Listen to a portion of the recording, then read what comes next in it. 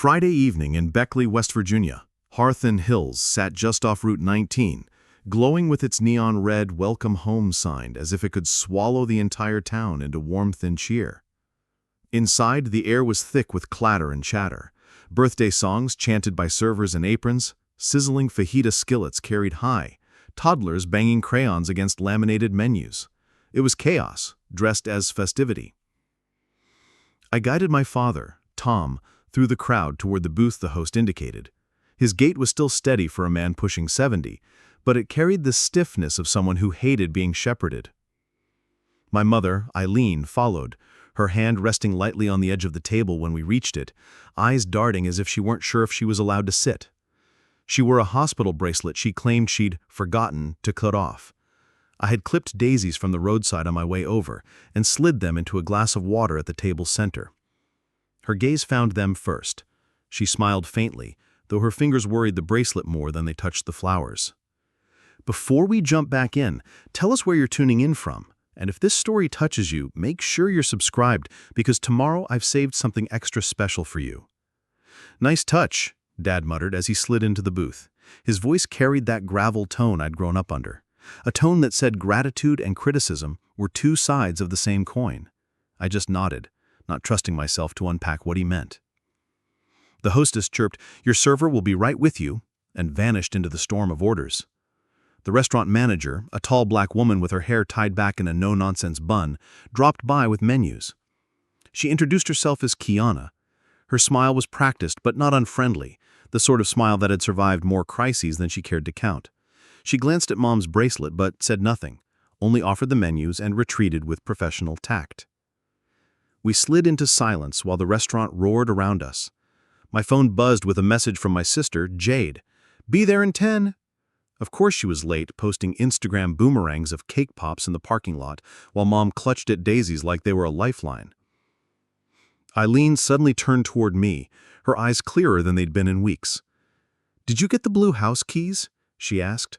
Her voice was steady, but her question dropped like a riddle on the table. I froze. Dad's fork paused in midair.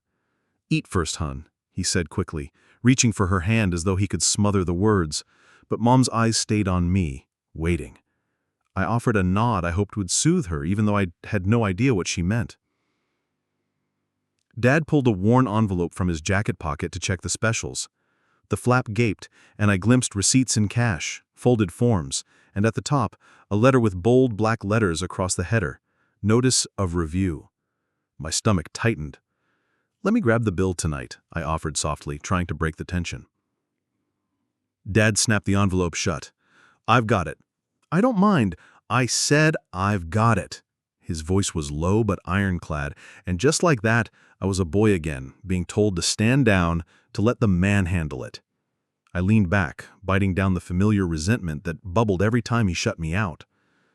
The restaurant noise ebbed for a moment in my head, like my ears had dipped under water.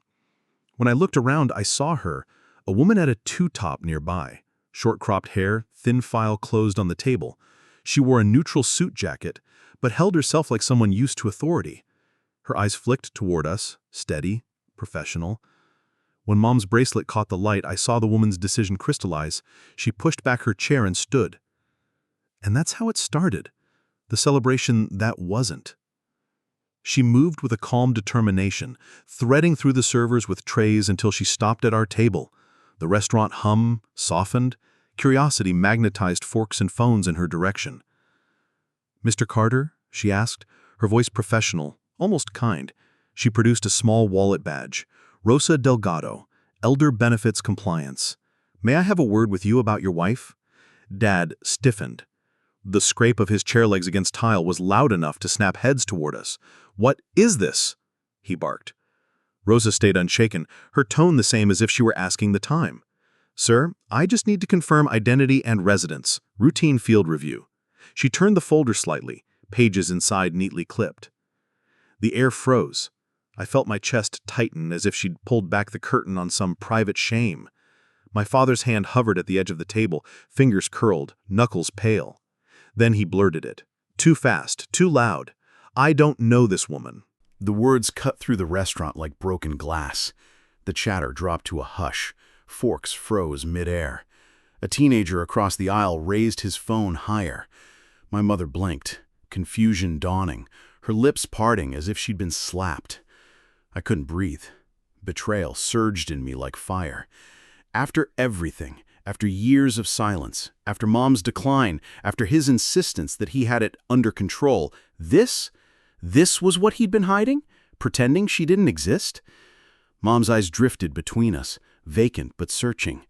Her fingers twisted the bracelet, desperate for something to anchor her. "Tom?" she whispered, like a child lost in the store. Before I could stand, Kiana appeared at the host stand, signaling with sharp precision. A tall man with close-cropped hair and a security badge, Darren, I caught from his name tag, strode toward us with calm authority. "All right, folks, let's lower voices, keep it respectful. We can step somewhere private." Dad's jaw clenched. Rosa didn't flinch, her hands folded neatly over her file. "Mr. Carter, this will only take a few minutes. Better to clarify here than have misunderstandings escalate." But the misunderstanding had already detonated. Every old resentment I'd buried surged up. My father, stone-faced, had just disowned the woman he'd built his life with. And in front of me, in front of strangers, in front of her. I wanted to slam my fists on the table, to demand an explanation that wouldn't come. Instead, I swallowed hard, words burning my throat. "Private room," Darren repeated gently, eyes flicking toward Mom. His voice softened. "She doesn't need an audience." Eileen looked at me then, truly looked, her gaze finding mine with sudden lucidity. In a small, trembling voice, she asked, "Miles, what's happening?" I had no answer. Not yet. Rosa closed her file and nodded toward the back of the restaurant. "There's a side space we can use. Neutral ground." Her tone carried the calm of someone who'd done this before, who knew when the drama wasn't drama at all, but desperation in disguise. Kiana gestured briskly. Darren extended a hand, not to force, but to guide. Dad hesitated, his mouth pressed into a hard line.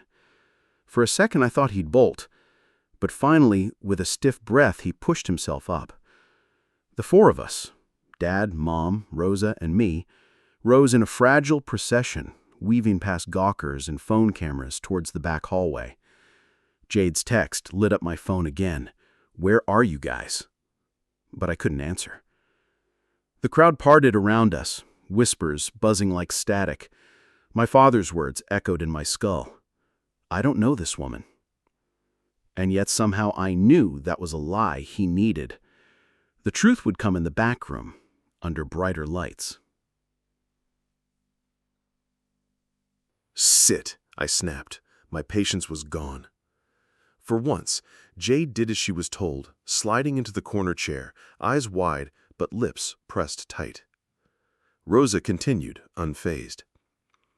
"I am not here to embarrass anyone, but the Medicaid trial program has strict rules. On paper, Mrs. Carter is enrolled under conditions that require verification. If those rules are broken, she can lose her care placement immediately. That's why I'm here." The words thudded into the room. I looked at Dad, but he refused to meet my eyes. "Rehab," I echoed bitterly. "You told me she was in rehab. That's what this is?" His silence was answer enough.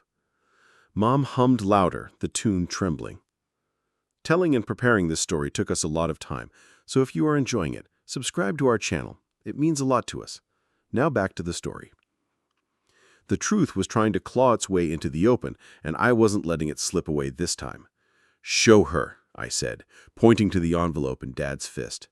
"No more secrets." For a moment I thought he'd refuse outright, but Rosa's steady stare and my anger pinned him down. With a stiff motion, he set the envelope on the table and opened it. The contents spilled like a broken dam. Receipts, money orders, bank slips, even a letterhead with bold type. Rosa's trained hands sorted quickly, aligning corners, smoothing crumpled edges. One document bore the stamp of an elder law clinic. At the top, in cold bureaucratic phrasing, "Separation of Finances Agreement." "Jesus, Dad," I whispered. He bristled. It was the only way. The trial requires participants to be financially independent. If they saw my income, she'd have been disqualified before it started. His voice cracked, but didn't soften. Rosa flipped through, her brow furrowing. Cash withdrawals every month. Forwarding address to a P.O. box. A notarized alias signature for trial paperwork. She tapped one corner. Mr. Carter, this is beyond prudent planning. This borders on concealment. I did what I had to, Dad snapped. His face was red now, veins straining against his neck. I was just trying to keep her safe. Jade, predictably, jumped in with half-baked defense.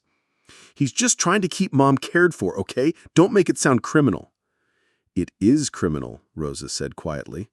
Or it could be interpreted that way. That's why I need clarity. The room tightened around us. I saw Mom staring at the papers, lips trembling. Her hand drifted to the daisies I had placed earlier, brushing a petal as though she could feel steadiness in its softness. Then, in a moment of piercing lucidity, she spoke. Don't hide me. The words silenced us all. They struck Dad like a hammer. His face fell, shame flooding every hard line. His hand curled, then unclenched. I noticed something then. A single chipped blue key dangling from his pocket, almost hidden. I remembered Mom's earlier question at the table. Did you get the blue house keys? The sight jolted me. Rosa kept her voice measured. Mr. Carter, I understand your fear. I worked in hospitals before this. I've watched people lose everything over a missed signature. But you've built a paper house that won't withstand an audit. The safer path is to designate one point person, power of attorney, representative payee. No improvising. Dad lowered himself finally into a chair. The fight seemed to drain out of him, leaving only exhaustion. I was just trying to keep her safe. Forcing her to vanish isn't safety, I said, my throat raw. It's hiding her. It's hiding us. He looked at me then, and for the first time all evening, I saw fear. Not anger, not stubborn pride, but raw fear in his eyes. Mom reached across the table with a trembling hand and rested it on mine. Don't hide me, she repeated, softer this time. Rosa set the papers into neat stacks. There are two legal paths forward. Both require someone, one of you, to be the official guardian of her care, financially and medically. That means transparency, receipts, ledgers, names on file, no more shadows.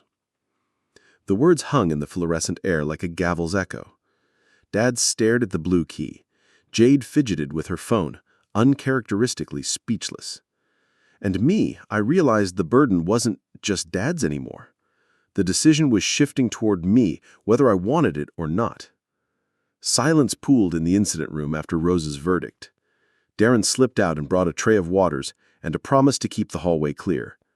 Kiana set a little private event placard on a chair outside the cracked door, the kind of flimsy barrier that somehow held back curiosity better than a lock. Jade tucked her phone under her thigh like it might handcuff her if she touched it. I've been visiting, she said, too fast. I bring Mom her favorite yogurt. I read her posts from the church group. She lifted her chin, daring correction. I'm on top of the visits. No one said you aren't, I replied, softer than I felt. But who's been handling the forms, the bills, the intake calls Nurse Valentina left, the ones about selecting a single financial point person? I turned to Dad. Did you listen to any of them? He grimaced. I called back when I could. Which is when, my voice sharpened. The old ache cracked open and the familiar story began to seep out. Years of praise thrown Jade's way, years of being told I should learn to be more like my sister, brighter, louder, easier to love in public. I pushed the bitterness down before it warped the moment. What you said out there, it sounded like cruelty. It wasn't, he rasped. His hands shook. If a bystander posted a clip of me calling her my wife and someone at the program saw it before the paperwork was squared, he swallowed. They could audit us. They could say she's not separated enough to qualify. I panicked. He put a palm to his eyes. I didn't want to be the man who lost her care.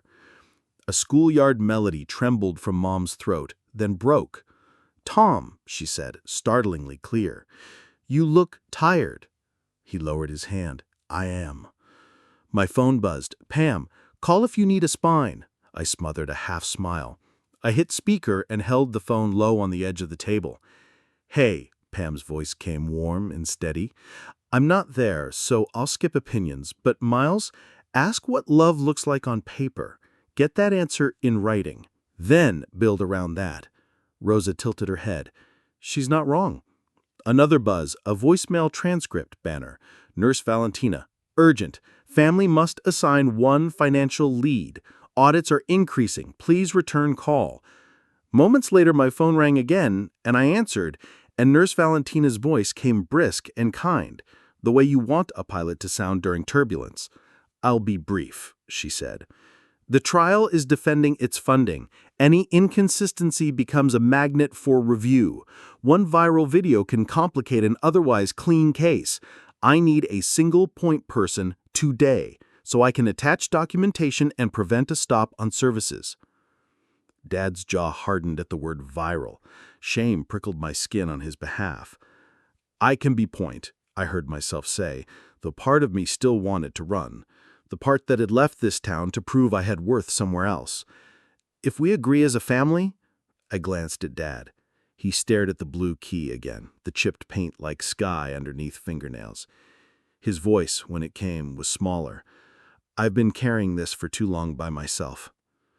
Jade exhaled. "Okay, look, the bills make my chest itch, but I can do visits, I can manage medication calendar if someone shows me where to start." She swiveled toward Rosa. "Does that matter?" "It matters," Rosa said. "What matters most is that you put it in writing and you follow it." Pam's voice softened. "Transparency plus boundaries, baby. Make a ledger everyone can see. No more secret heroics." I ended the call, my phone suddenly heavy with assignment. "If I take point, we set up a joint account for Mom's care. Every receipt gets uploaded, monthly ledger shared with all eyes. No surprises." Dad rubbed a thumb over the envelope's crease. "That means you'll see every mistake I make. It means we'll see every step you take, and every one we fix together." Rosa drew a line with her pen on a blank page, dividing it neatly. "Two options," she said, voice in demonstration mode.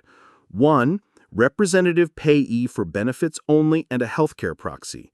2, limited guardianship with power of attorney specifically for Mrs. Carter's care, finances, and medical decisions as related to the trial and memory care. Option 2 is stronger for compliance in this climate, provided Mrs. Carter consents while lucid." We all turned as Mom lifted her face toward the buzzing light, eyes shining with fragile clarity. "Tell the truth nicely," she murmured, placing her small hand over mine. "Don't hide me." Something moved in my chest. The shape of the night changed. Dad looked from her hand to my face and nodded once, like stepping onto a narrow bridge. "If those are the choices," he said quietly, "Miles takes the paperwork parts." Rosa texted someone. Moments later, Kiana slid back in. "If you need a notary, Pastor Leon is across the street finishing evening prayer. He helps with our fundraiser nights. He can swing over." Her voice held no judgment, only capable logistics, the kind of grace you don't notice unless you know how thin a night can stretch without it. Pastor Leon arrived in 10 minutes, carrying a leather folder and a gentle half-smile that had calmed generations of schoolchildren, including, once upon a time, me. "Eileen," he said, kneeling to her eye level, "you look like sunshine with that bracelet. May I sit?" She blinked, then brightened. "Leon," she said, remembering. "Books." A memory flared. He had read at the library fair one May, his voice as steady then as now. He took her hand. The room eased a fraction. Kiana offered her small office around the corner, a corkboard of schedules on the wall and a framed "Be Kind to Servers" above a neat desk that smelt faintly of vanilla. "Clean surface for signatures," she said, guiding us in. Darren stood outside like a quiet lighthouse. Rosa laid out the forms. Healthcare power of attorney, financial POA limited to Eileen's care, representative payee designation. She spoke in simple language, stopping often, asking Eileen to repeat back what each one meant. This says Miles helps you make decisions about your health, and if you cannot, he makes them with your wishes in mind. This says he manages the money that pays for your care, and he must show what he spends to Tom and Jade. This says the benefits are paid to an account used only for you. Eileen listened, absorbed. Her focus was a flame glassed in, narrow but bright. "Will I be a secret?" she asked at last. Rosa shook her head. "No, just protected. You'll be on the papers with your real name. We will file them with your program. Your husband and children will be listed, and who does what." "Who does what?" Mom echoed, pleased by the order of it. Jade edged closer to the desk. "Put me down for visits and med calendars, Sundays and Wednesdays. I'll color code, I promise." I smiled besides myself. "Color coding counts as paperwork," I said. Pastor Leone adjusted his reading glasses. "We'll read each out loud," he said, voice patient, "and I'll notarize once everyone is clear." He looked at Dad. "Thomas?" Dad cleared his throat. "I'm second. If Miles can't, I will, but I won't improvise anymore." The last sentence emerged like a confession. We started. Rosa read, Leon rephrased in plainer words. Eileen squeezed my fingers each time she recognized herself in the language. When it came time to sign, she looked to me, not for permission, but partnership. I signed next, writing my name in careful strokes that felt heavier than any contract I'd inked in tech. Dad signed a secondary, the pen trembling slightly at the end of his last name. Jade added her responsibilities on an addendum Rosa had prepped. Kiana and Darren served as witnesses, steady presences with small, respectful smiles. Pastor Leon stamped his seal with a satisfying thunk. "He done right," he said, nodding at Eileen. Rosa printed a conditional compliance memo from her portable printer, the page whispering out like a small flag of reprieve. "This freezes any immediate penalties," she explained. "I'll submit the full packet Monday. Miles, I'll need your ledger by then." "It'll be there." The promise settled on my shoulders like a coat that finally fit. A knock tapped the office door. A teen hovered in the hall, guilt smearing his face. He held out his phone sheepishly.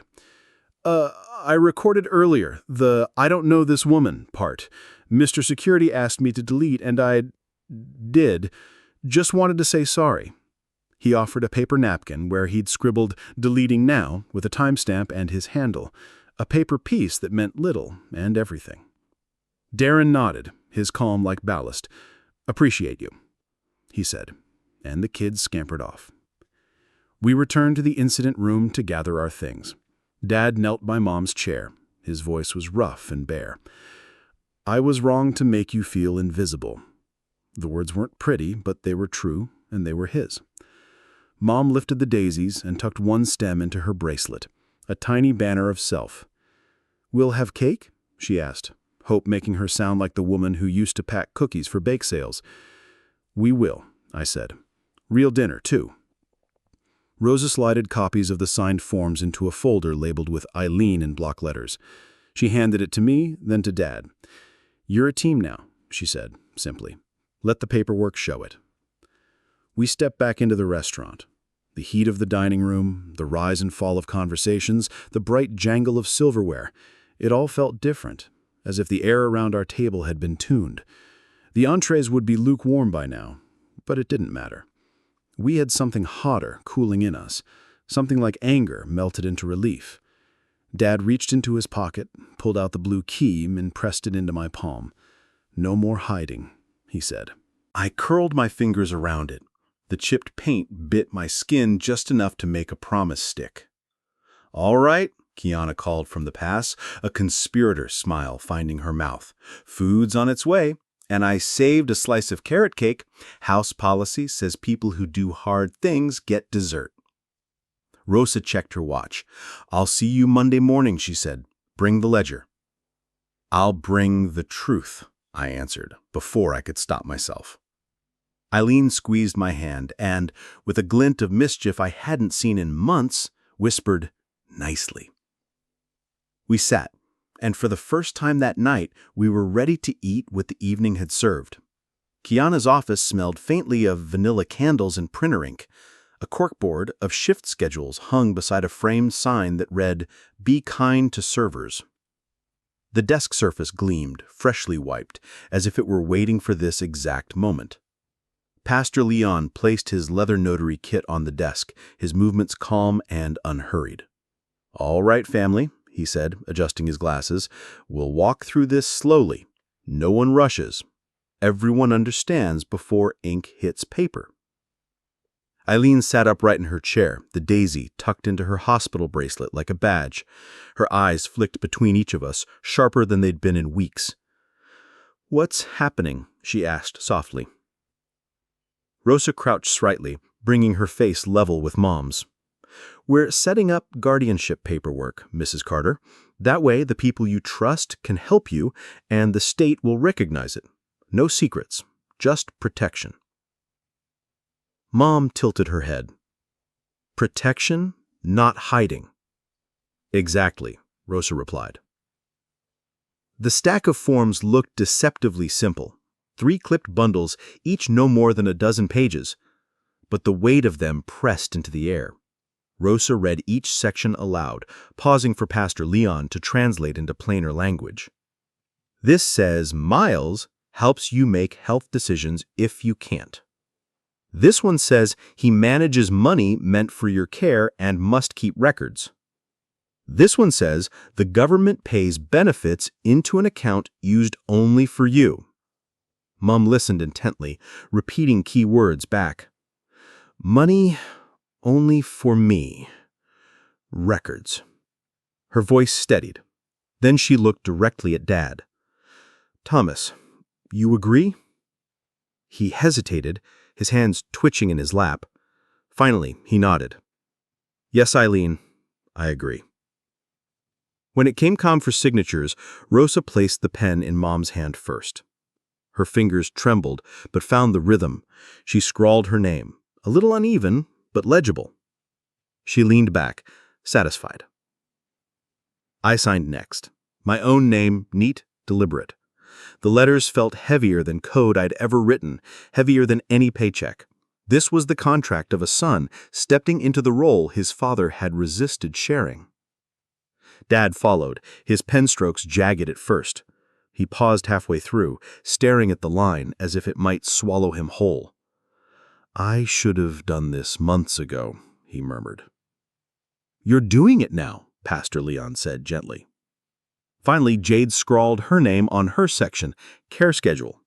Rosa had added a line item for visiting Rhoda and medication calendar. Jade smiled faintly. "I can do that. Color-coded, Sundays and Wednesdays." "Good," Rosa said. "Doing what you promise is as important as what's on these pages." Kiana and Darren stepped in as impartial witnesses. Kiana's signature was brisk, efficient, while Darren wrote carefully, each letter blocky but firm. Pastor Leon notarized each packet with a solid thunk of his seal. "Done right," he said, placing a gentle hand on Mom's shoulder. "No one can question this." Rosa slid the signed pages into a folder and tapped the cover. "Conditional compliance memo," she explained. "This freezes penalties until I file the full packet Monday." I pulled out my phone, snapped a photo of the notarized forms, and created a new group chat, Care Ledger. I added Jade, Dad, and myself, then uploaded the photo. "Day 1, I typed. "No more shadows." Dad's phone buzzed. He studied the screen, then nodded slowly. "All right." For a breath, the room was still, the paperwork finally giving structure to what had been chaos. Then a knock shattered the calm. Darren opened the door. A teenage boy stood in the hall, phone dangling in his hand. His cheeks burned red. I filmed earlier," he admitted, eyes darting between us. "When that guy," he jerked his chin at Dad, "said he didn't know his wife. I was gonna post it. Drama gets views." I swallowed. "But the security dude told me to delete, so I did. Sorry." He held out the phone, screen glowing with a delete confirmation. Darren stepped closer, calm but firm. "Thank you for respecting privacy. Next time, think about the person behind the video before you hit record." Kiana, ever the tactician, appeared behind him with a small tray.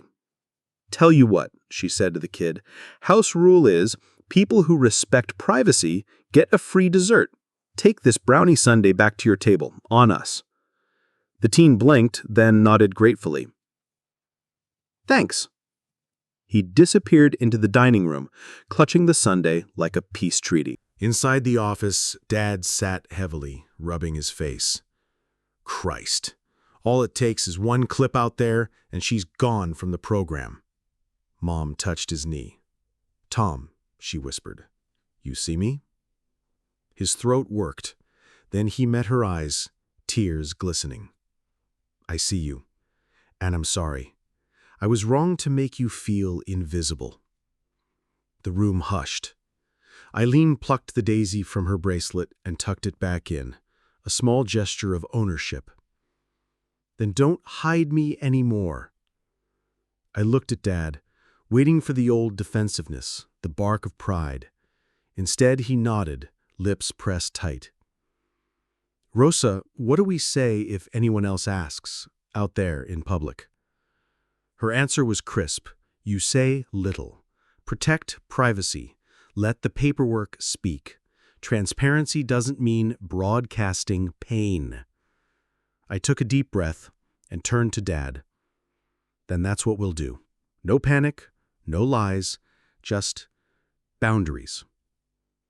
We filed back into the dining room. The clatter and chatter resumed, but the air felt lighter.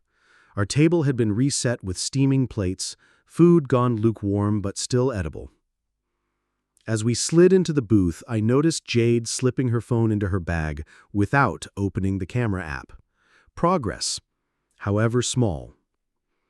The room had seen enough drama for one night.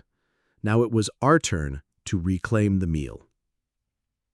By the time we returned to our booth, the plates had settled into a gentle steam, the edges cool, the middle still warm enough to count as supper. The daisies I'd scavenged from the roadside stood in their water glass, petals a little bruised but brave. Kiana gave us a salute from the pass and sent a server with fresh napkins and more iced tea, as if a steady hand could be poured.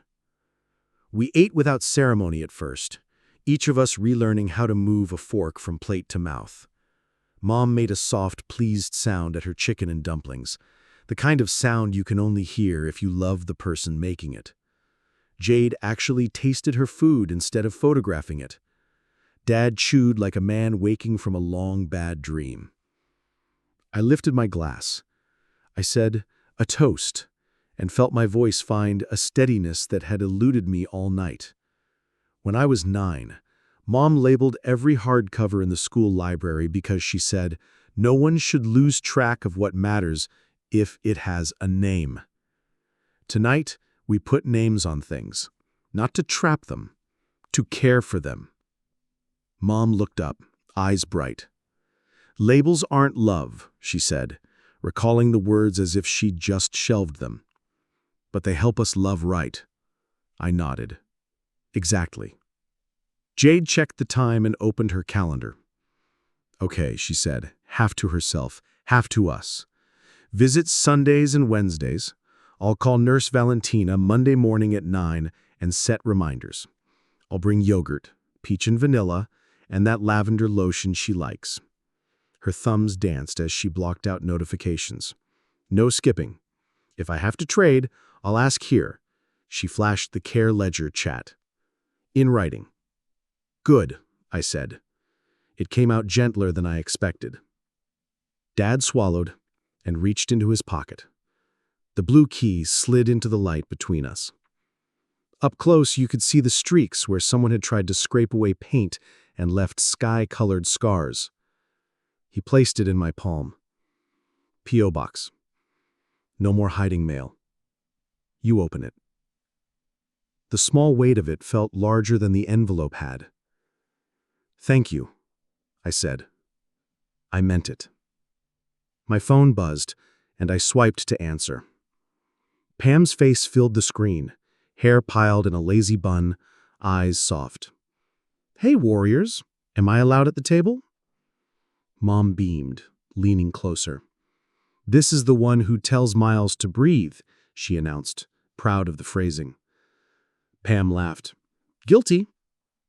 I angled the camera so Pam could see the daisies, the plates, Dad looking both bashful and relieved. Jade with her calendar open. I summarized without drama. Forms signed, witnesses, Rose's memo, ledger by Monday. Pam gave a thumbs up. Transparency with receipts. I love that. Love that can be audited. She winked, then sobered. Proud of you, Miles. Proud of all of you. Dad cleared his throat. Thank you, he said to the screen, awkward and sincere. The server set down a slice of carrot cake Kiana had promised, thick frosting ridged like careful snow. Mom claimed the first bite, eyes closing as she hummed a scrap of a hymn. "This one," she said, tapping the plate. "Save this one." "We can take the rest home," Jade offered, already waving for a box. Outside our little radius, the restaurant moved on. Birthday claps, the clink of ice, a toddler meltdown patched by crayons. Inside it, the temperature dropped from panic to human. I opened the care ledger chat and wrote, Action items. 1. Set up joint care account tomorrow morning. 2. Scan and upload receipts. 3. Draft monthly ledger template. 4. Call Nurse Valentina Monday 9 a.m. Jade. 5. File packet with Rosa. Miles. 6. Dad shares cash withdrawals list. 3 dots popped on the thread. Dad's response arrived. I'll bring the box of receipts at 8 a.m. Then, a beat later, thank you, son. I stared at the word son. Not an edge, not a weapon, not a lecture, just a place I could stand. We finished what we could, boxed what we couldn't. Before we left, Mom tugged at her bracelet and tucked the daisy more snugly through it, like lacing herself to the night on her own terms. As we stood, a quiet stretched between Dad and me. He gestured to the door, a let's go without command. I matched him. Small choreography, newly learned. At the register, Kiana slipped a folded receipt toward me and tilted her head. You did something hard in my restaurant. You did it right. Her smile was not performative. It was belonging.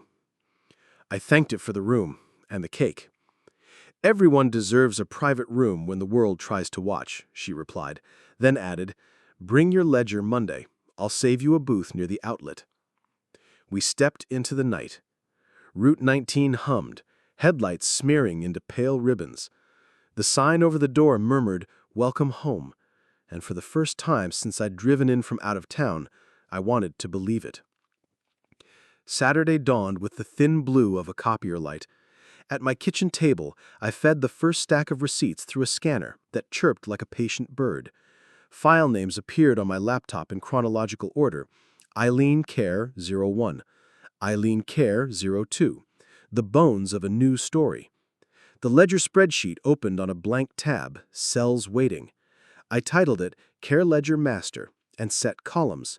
Date, vendor, amount, category, notes, uploaded receipt link. Boring, blessed order. Dad arrived at 8 on the dot, a shoebox tucked under his arm and coffee in his other hand. He hesitated in the doorway the way men hesitate at confessional doors. He said, I brought everything, opening the shoebox like a reliquary. Receipts in cash, money orders with careful block letters.